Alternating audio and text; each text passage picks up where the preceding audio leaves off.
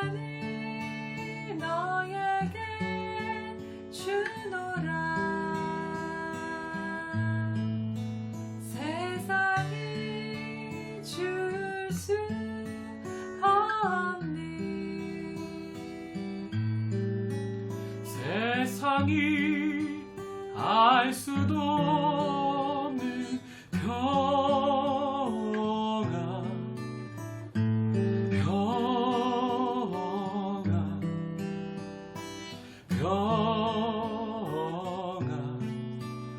평안을 너에게 주노라. 사랑을 너에게 주노라. 세상이 줄 수 없는, 세상이 알 수도 없는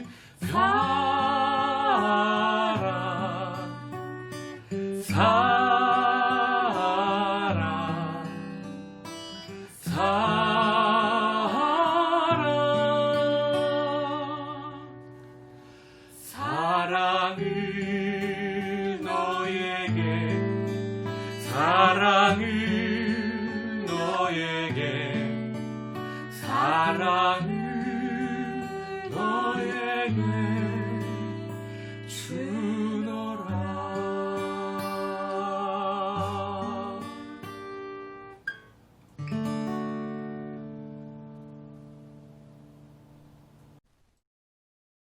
오늘 우리에게 주시는 하나님의 말씀은 신명기 28장 15절에서 24절까지의 말씀입니다. 주시는 말씀을 받들어 봉독하겠습니다. 내가 만일 내 하나님 여호와의 말씀을 순종하지 아니하여 내가 오늘 네게 명령하는 그의 모든 명령과 규례를 지켜 행하지 아니하면 이 모든 저주가 네게 임하며 네게 이를 것이니 내가 성읍에서도 저주를 받으며 들에서도 저주를 받을 것이요 또 네 광주리와 떡반죽 그릇이 저주를 받을 것이요 내 몸의 소생과 내 토지의 소생과 내 소와 양의 새끼가 저주를 받을 것이며 내가 들어와도 저주를 받고 나가도 저주를 받으리라. 내가 악을 행하여 그를 잊음으로 내 손으로 하는 모든 일에 여호와께서 저주와 혼란과 책망을 내리사 망하며 속히 파멸하게 하실 것이며 여호와께서 내 몸에 연병이 들게 하사 내가 들어가 차지할 땅에서 마침내 너를 멸하실 것이며 여호와께서 폐병과 열병과 염증과 학질과 한재와 풍재와 썩는 재앙으로 너를 치시리니 이 재앙들이 너를 따라서 너를 진멸하게 할 것이라. 내 머리 위에 하늘은 노시 되고 내 아래의 땅은 철이 될 것이며 여호와께서 비 대신에 티끌과 모래를 내 땅에 내리시리니 그것들이 하늘에서 내 위에 내려 마침내 너를 멸하리라. 아멘.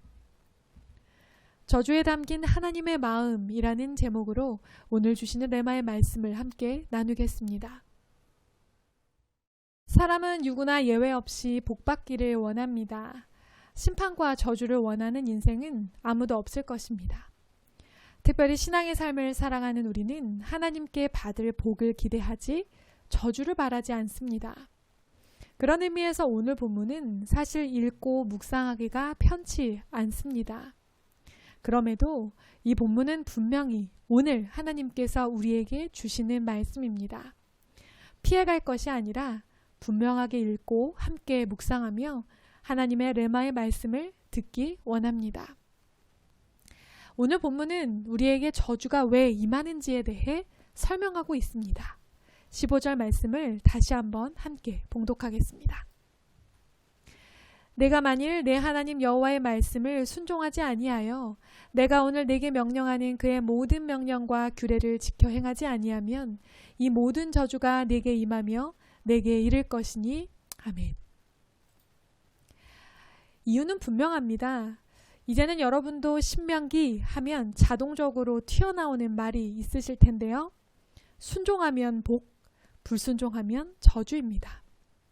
저주는 하나님 말씀에 불순종할 때 임합니다. 하나님의 저주는 어제 묵상 본문이었던 복에 대한 말씀과 평행을 이루며 대조가 됩니다. 말씀을 어기는 것이 왜 저주에 연결되는 것일까요? 하나님과 이스라엘의 관계는 언약 관계입니다. 말씀으로 맺어진 약속 관계입니다. 그 말씀으로 맺어진 언약 관계가 성립되지 않으면 하나님과 이스라엘 백성의 관계는 아무 사이도 아닙니다. 따라서 이스라엘이 말씀에 불순종한다는 것은 하나님과의 관계를 포기한다는 것입니다. 하나님을 잊어버리고 하나님과의 관계가 끊어져도 괜찮다는 것입니다. 마찬가지입니다. 하나님께서 우리에게 주신 말씀은 우리와 하나님 사이의 정체성입니다. 말씀이 없으면 하나님과 우리 사이는 아무 사이도 아니며 우리가 그 말씀에 순종하지 않으면 우리는 하나님과 우리 관계를 아무 관계도 아닌 것으로 여기는 것과 다르지 않습니다. 따라서 말씀에 불순종하는 것은 저주와 연결된 만한 심각한 죄입니다. 하나님의 저주와 심판은 그 영향력이 매우 큽니다. 처음에는 개인의 저주가 선포됩니다. 그러나 더 나아가 말씀에 불순종한 자의 자녀와 소산과 토지까지도 저주를 받습니다. 자신이 무엇을 잘못했는지 깨닫지 못한 채 아무리 열심히 땅을 가꾸어도 땅은 열매를 맺지 않을 것이며 자녀를 아무리 잘 양육하려고 노력해도 자녀의 인생이 저주받게 된다는 것입니다. 아담 한 사람의 불순종은 온 인류에게 지금까지도 영향을 미칩니다. 그처럼 하나님 앞에 불순종하는 한 사람의 삶은 모든 상황과 현실에 부정적인 영향을 가져오게 된다는 것입니다. 21절에서 24절까지는 특별히 질병과 자연재해의 형태로 주시는 저주에 관한 말씀이 기록되어 있습니다. 22절의 말씀을 함께 읽어보겠습니다. 여호와께서 폐병과 열병과 염증과 학질과 한재와 풍재와 썩는 재앙으로 너를 치시리니 이 재앙들이 너를 따라서 너를 진멸하게 할 것이라. 아멘. 폐병과 열병과 염증은 질병입니다. 학질과 한재의 원어는 혹서와 칼이라는 뜻으로 자연재해와 전쟁을 의미합니다. 풍재와 썩는 재앙은 병충해와 곰팡이를 가리키는데요. 곡식에 나타나는 자연재해를 의미합니다. 저주가 질병, 자연재해, 전쟁 등 개인의 삶의 영역을 넘어서 나라 전체에 임한다는 것입니다. 23절의 머리 위에 하늘이 놋이 된다는 것은 하늘이 놋과 같이 단단해져서 비가 내리지 않을 것을 의미하며 24절에 비 대신 티끌과 모래를 내리시는 것도 자연재해의 일종입니다. 28장에는 복과 저주가 함께 나옵니다. 그런데 그 분량에 확연한 차이가 납니다. 저주에 대한 말씀이 축복에 관한 말씀보다 3배 정도 많이 기록이 되어 있습니다.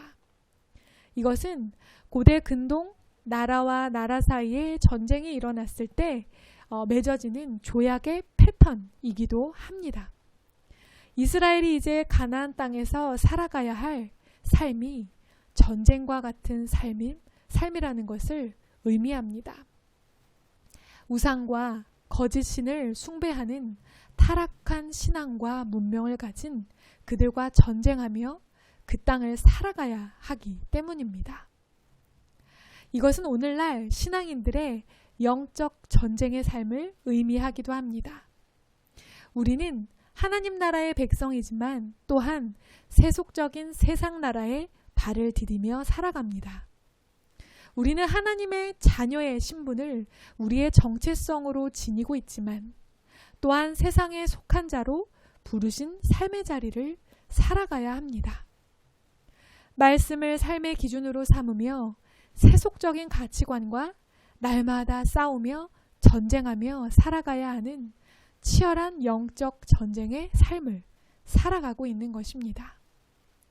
우리는 죄의 유혹, 말씀에 불순종할 수밖에 없는 삶의 자리에 더 많이 처하게 됩니다. 순종하여 복을 받을 가능성보다 불순종하여 저주를 받을 가능성이 우리에게 더 높다는 것입니다. 그래서 하나님께서는 이렇게 저주에 대한 말씀에 긴 분량을 할애하시며 우리가 영적 전쟁이 가득한 삶의 자리에서 긴장을 풀지 않도록 우리를 저주의 길로 유혹하는 죄의 유혹으로부터 스스로의 믿음을 지켜나갈 수 있도록 하십니다. 우리가 저주를 받을 수 있는 모든 가능성을 조심하도록, 그리고 실제적인 삶의 자리에서 저주를 피해갈 수 있도록 세밀하게 알려주시는 것입니다. 우리가 자녀를 양육하는 원리와 비슷합니다. 아이가 처음으로 혼자 대중교통을 타고 학교를 다니기 시작하면서 아침마다 당부하는 내용이 10가지는 됐던 것 같습니다. 차도 조심하고, 사람도 조심하고, 다른 길로 가지 말고, 버스 번호 확인도 잘하고, 옆자리 사람도 살피고, 손으로 아무거나 만지지도 말고. 그러면 네가 위험할 수 있어. 이것도 안 돼, 저것도 안 돼, 이것도 주의해, 저것도 주의해. 그렇게 강조하고 강조하다 보면 긴장하고 조심하게 될 테니까요. 아직 어린 둘째 아이를 키우면서 자주 하는 말이 있습니다. 너 또 엄마 말 안 들으면, 그렇게 위험하게 하면 맴매 맞을 거야. 그런데 솔직히 저는 둘째 아이에게 회초리를 댈 만큼의 담력이 없습니다. 정말로 맴매하고 싶지 않다는 겁니다.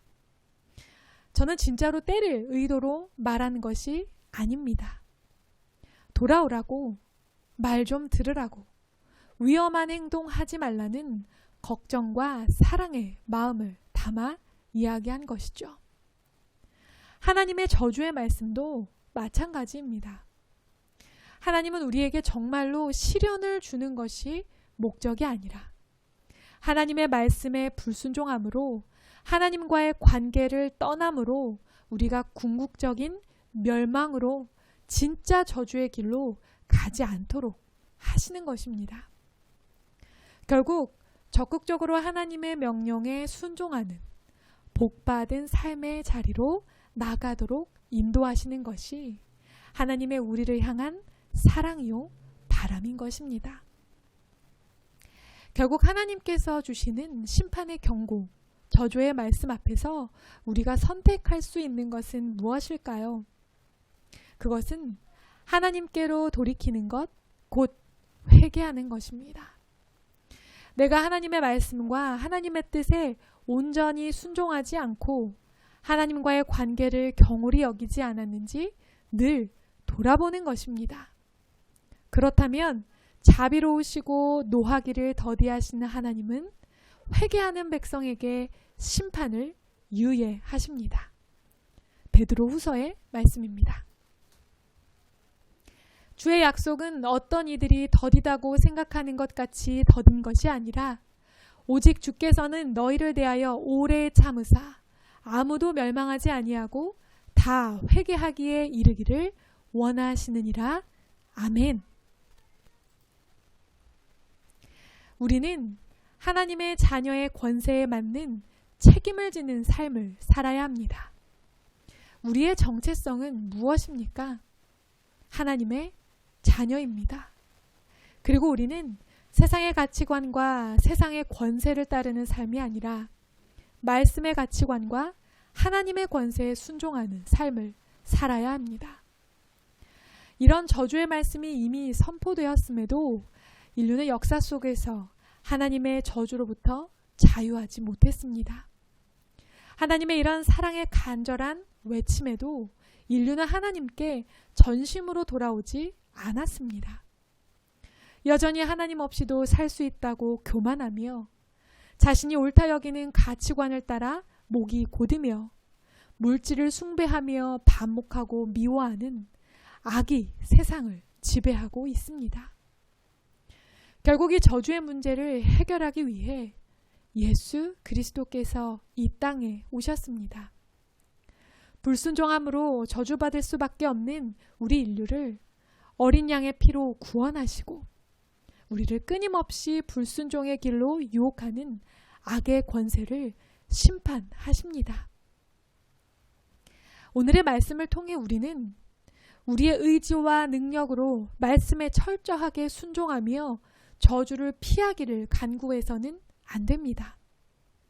우리의 힘과 능력으로는 피할 수 없는 불순종의 죄로부터 우리를 구원해 주신 십자가의 능력과 어린 양 예수 그리스도를 더욱 굳게 붙들고 의지하기를 간구해야 합니다. 그것이 결국 율법을 완성하신 예수 그리스도를 우리가 온전히 인정하고 신뢰하는 삶을 사는 길입니다. 저주 속에는 하나님의 사랑이 담겨 있습니다. 함께 기도하겠습니다.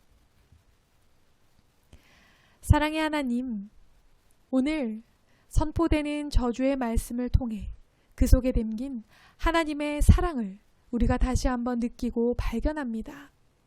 여전히 우리가 발을 디디고 살아가는 악이 가득한 세상 속에서 우리가 죄와 심판의 길로 걸어가는 것이 아니라 생명의 길, 순종의 길로 걸어갈 수 있도록 걱정하시고 부르짖으시는 하나님의 마음을 우리가 깨달아 오늘도 순종의 길, 생명의 길, 복받는 삶의 길을 걸어가는 우리가 되게 하여 주시옵소서. 모든 말씀 예수님의 이름으로 간절히 기도드립니다. 아멘.